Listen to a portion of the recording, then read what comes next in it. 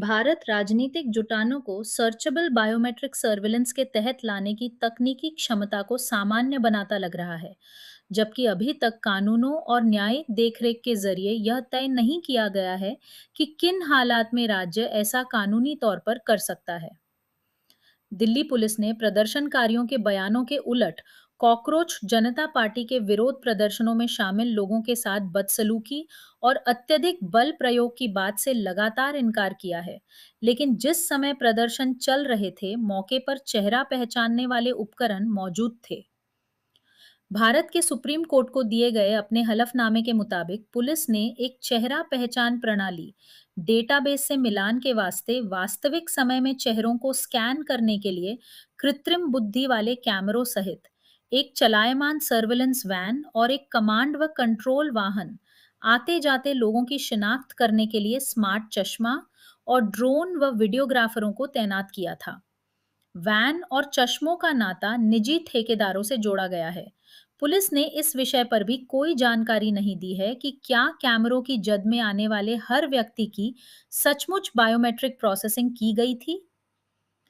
भले ही पुलिस ने निष्फल रही जांचों से जुड़ी तस्वीरों को हटा दिया हो, लेकिन यह बात चिंताजनक है कि उस डेटा तक ऐसे निजी ठेकेदारों की पहुंच रही हो सकती है जिनके कामकाज की शर्तें अस्पष्ट हैं।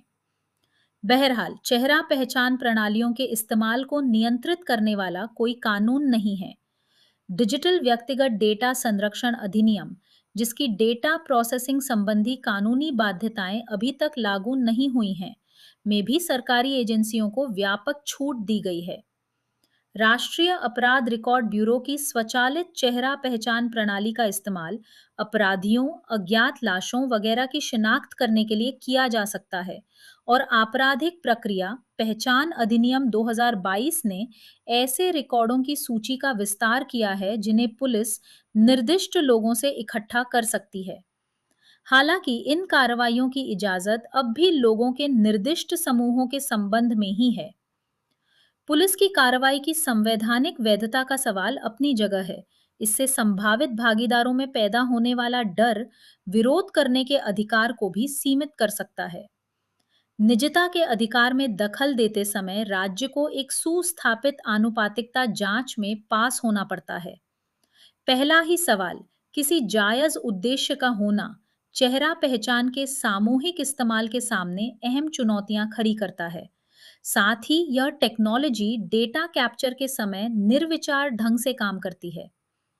आखिरकार एक कम पाबंदियों वाला लेकिन उतना ही असरदार विकल्प मौजूद है। उदाहरण के लिए पारंपरिक पुलिसिंग। सभी प्रदर्शनकारियों पर चेहरा पहचान के इस्तेमाल को सही ठहराने के लिए अभी बहुत सारे सवाल अनुत्तरित हैं, जिनमें डेटा प्रोसेसिंग समझौतों, डेटा तक पहुंच, बड़े निर्णयों को मंजूरी देने वाले कानूनी प्रावधानों और गलत शिनाख्त होने की अनुमानित दर से जुड़े सवाल शामिल हैं।